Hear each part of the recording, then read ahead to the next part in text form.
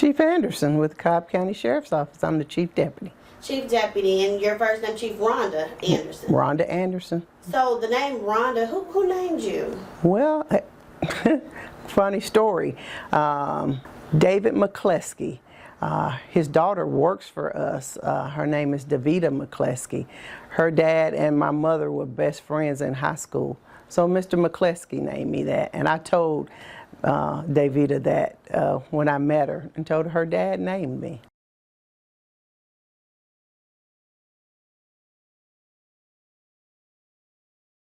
They're so proud. They're so proud. My dad just beams. He loves me to wear this white shirt. Does he know what it represents? He does. Now, I know one of the things about you, Chief Anderson, you were the first black female deputy for Cobb County. Yes, and I was hired in 1983. Oh, that was before I even came, Chief. So that's like big deal, Holyfield, right? So like, how did that even come to pass? Well, when I graduated from college, I went to the West Georgia College, and that's the University of West Georgia. When I got out of college, I decided to look around. I found a little odd jobs working in retail. And then I decided work for the sheriff's office. I didn't know growing up that Cobb County had a sheriff's office because they didn't wear uniforms until Sheriff Hudson became sheriff. I think in 1977, 76.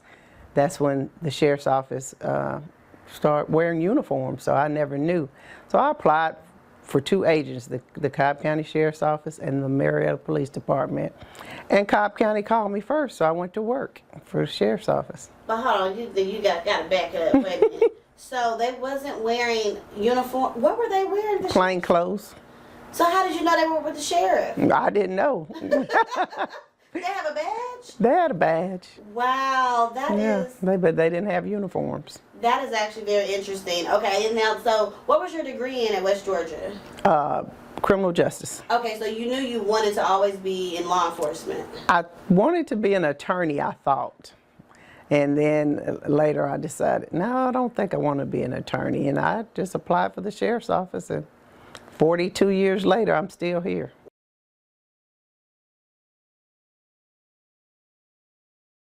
Well, I'm a little different because I got promoted as high as a sergeant in the sheriff's office. Back in 1989, I met a deputy and I married him. Back then they had a nepotism policy, so one of us had to leave. So I left. I had the college degree, so I became a probation officer. So I was a probation officer for 10 years. Then I came back to the sheriff's office, and then I promoted for sergeant later on in life. And then maybe 4 years after I got promoted for sergeant, I retired from the sheriff's office because I had been with the county for 30 years. Oh, wow. And then I came back part-time after I retired. And I didn't want to be a deputy anymore. I was a civilian employee for a couple of months, well, for over a couple of years. And then Sheriff Owens decided to run for sheriff, and he asked me to be his chief deputy. And I said yes. So. Wait a minute. Talk about favor, okay? Because you go from being a sergeant all the way to the chief deputy. I did. And I know a lot of people, when that happened, when the sheriff asked me to be his chief deputy, a lot of people had a lot of conversation to be had. But it doesn't matter what your rank is, as long as you know what you're doing. And I was good at my job. And even when I was a civilian employee, I trained sergeants that came to the sheriff's office, that were sergeants and senates and everything, because I knew what I was doing. And the work release program, I basically ran that. I had a Major Faulkner, she was my supervisor at work release, but they let me do my thing, so I knew what I was doing. So I just trained people, helped them, and I always felt like I gave more to the sheriff's office. So. Well, one thing, I've always loved the sheriff's office. I mean, since the day I started. And so it was just home for me. I hesitated for a couple of days when the sheriff asked me, because I was in retirement, not really retirement, because I was still working part-time here. But I knew that I had something to give to the sheriff's office, and I could help others, young deputies coming up. So I wasn't ready to really retire. So, and I love this department, so yeah.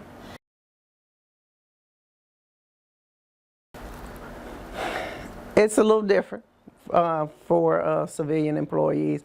I cherish my civilian employees because I was over the sentencing unit and I had all civilians. And so I worked with them every day, and they were the hardest working people that I worked with. So they were great, and I love we can't do what we do without our civilian employees, and I don't care what anybody thinks. Y'all make it work for us. Did you hear that, America? I think working with women can work with anybody. You know, we can talk to anybody. We can calm a situation down where sometimes our male counterparts may be a little high-strung sometimes. We can walk into the room and calm things down. I loved working at the jail. A lot of people wanted to get out of the jail and go to the road, and I did that. I worked the road, I worked CID, forgery, fugitive, all that stuff. I did that, but I liked working in the jail, so I asked to come back to the jail back in 2002, I think, because I liked working. I was in the worked at the work release program, but I liked the interaction between me and the detainees that we serve, because those people are somebody's family, they're somebody's kid. And born and raised here in Cobb County, I see a lot of people that I know. And I'm a mama. You know, I got 4 children, 2 biological and 2 bonus children. So, and I'm a grandmother of 4. So I can talk to these kids, especially the ones that I know. I say, what are you doing here? What's the problem? Let's fix this. Why are you giving us the authority to run your life for you? So I keep it real with them. And one little kid the other day told me, well, you can't talk to me like that. I said, yes, I can. You gave me that right when you walked in this door. Yeah, yes, I can. If you don't want me to tell you what to do, get your life straight and don't come back. So I think they boast more than anybody. They're proud of me, and I'm proud of them. They've all done great. My oldest daughter, I met her when she was 4. That's when I married her dad. She's married and she has the 4 children, and she's a teacher. She's been teaching here in Cobb County for 14 years, and her oldest daughter lives in Philadelphia. She's a dental hygienist. And my oldest grandson is 17. He's getting ready to go to college. He's going to University of South Florida. And the 2 youngest was 11 and 8 or 9. I can't keep up with the youngest ones. But, you know, and then my 2 children, they're great. All 4 of them are great. But my son works for a consulting company. He's the IT and fleet manager for his company. And my daughter is a recruiter for her company in Charlotte.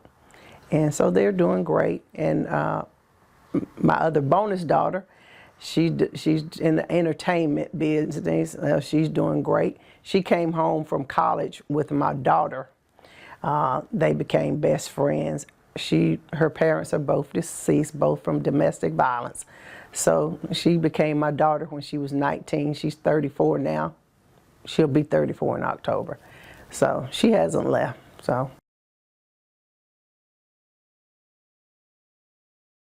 not that I can see, because we taught our children to be strong and independent. Be yourself. Do your own thing. You don't have to follow anybody's footsteps. So they're pretty strong-willed and determined.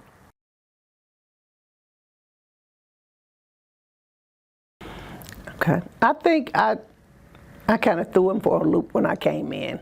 they had never been around, well, in a working environment with a black female. But I came in, like I said, I've always been no nonsense. And I told them, in law enforcement, there's a lot of jokes and comments and all. And back in '83, but I came in and said, listen, guys, I will not tolerate racist jokes, and I will not tolerate sexist jokes. Y'all can keep that good old boy stuff in the back. I'm not going to tolerate that stuff. And they knew from the beginning that they probably said it, but they never said it around me. So I never had any issues at work as far as that. And there were probably comments made, but they weren't bold enough to say it in my face because I'm gonna speak out. I had a supervisor tell me one time that it was a confrontation, and I waited to talk to him. And my supervisor, who knew how I was, he said, "Rhonda, go home. Just go home. Don't do it. Don't do it." I said, "Oh no, we're gonna have this conversation." And my supervisor said, "Well, you know I'll fire you." And I said, "Okay. I got a college degree. I can get a job. I was looking for a job when I found this one. I'm good." From then on, we were best of friends. He said, "You're a little spunky." I said, "Yeah, my mama taught me to speak up for myself." So, yeah, no issues.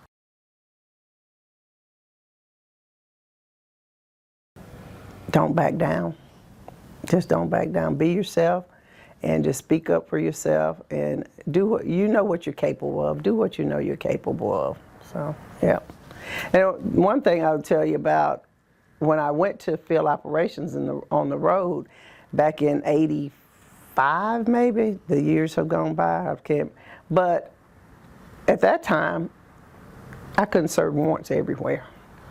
There were some areas in Cobb County that they wouldn't let me serve warrants in because they didn't want that little black girl arresting some citizens of Cobb County. Most of the time it was great, but I stayed in the Marietta and the Smyrna area. I didn't go to Kennesaw and all those places, up the north end of the county, but I worked in the Marietta, Smyrna area. When did they change that then to allow black women to serve warrants? Well, I could serve them in this area. I just wasn't. I was back in that time. We were called, that was A zone, and maybe C zone back then. But I wasn't allowed in B zone and stuff like that. Kennesaw, Atworth area.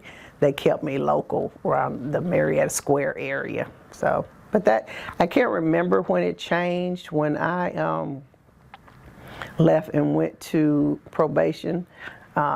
That's when they finally started hiring more black females over the years, and the Colonel Prince, now, well, she's retired Colonel Prince.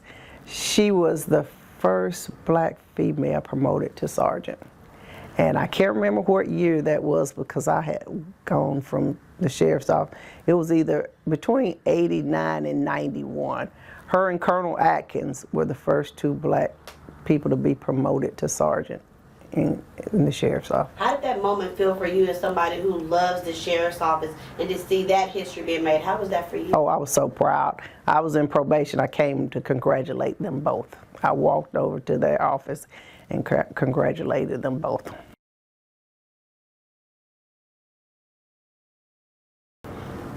I just like spending time with my family, whether it's my kids, my mom, my dad, like this morning. I live with my mom now. My stepfather passed away in 2020. And before he got sick, I moved in to help her take care of him. But then he passed away, so we live together and we get along perfectly. We don't bother each other. I believe that. And my kids say, "Your mom is spoiling you." And I said, "Because I don't do anything, I'm right." She said, "I work hard," so I said, "Okay, Mom."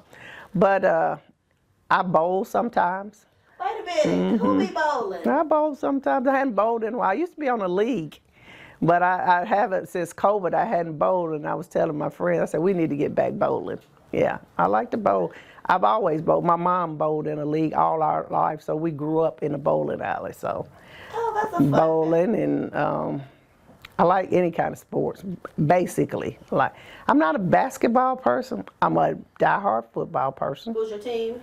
The Atlanta Falcons. Oh, yeah. And then the South Carolina Gamecocks. Okay. That's my team. But my son played for the Gamecocks, and then he got drafted by the 49ers. And so I've always been a football fan. I'm that mom that dad didn't drag him to the football field, mom drug him to the football. When he turned 5, I said, let's go, it's time to play football. So, but my kids have been in all type of sports. Gymnastics, my daughter did competitive gymnastics, cheerleading, basketball, they ran track, and they both got scholarships to college. Renita went to college on a track scholarship to Missouri. Buster got a scholarship to South Carolina for football. So I've always been a sports mom. So just spending time with my kids, my family, extended family. I have a big family, and my kids say, y'all don't keep secrets, y'all tell everything. I said, well, we don't keep secrets in this family, so. And are you an only child? No, I have, I'm the oldest. I have 2 sisters and 1 brother. Yeah. I love to travel. What's like the coolest place you've been to?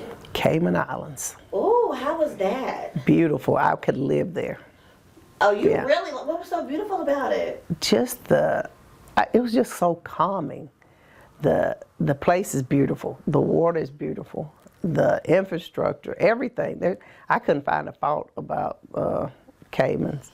I like Jamaica too, but I love the Cayman Islands. I could live there. Now my daughter, she said she could live in Thailand. She went to Thailand for almost 3 weeks, and she said, "Ma, I could live there."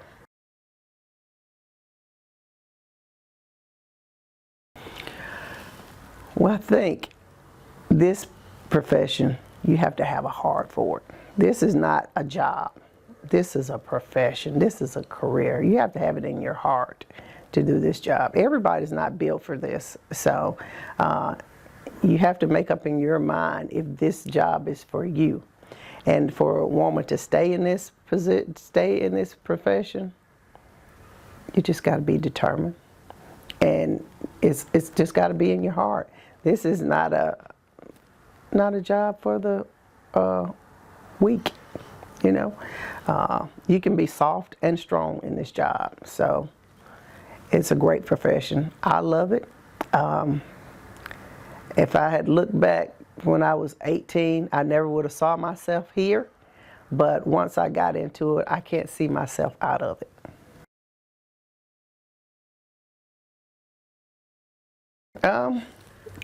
The soft part, you have to be compassionate for people. You got to have a heart for people. Police officers, deputy sheriffs, we all have a bad reputation sometimes with the public. But they have to understand that we're human too.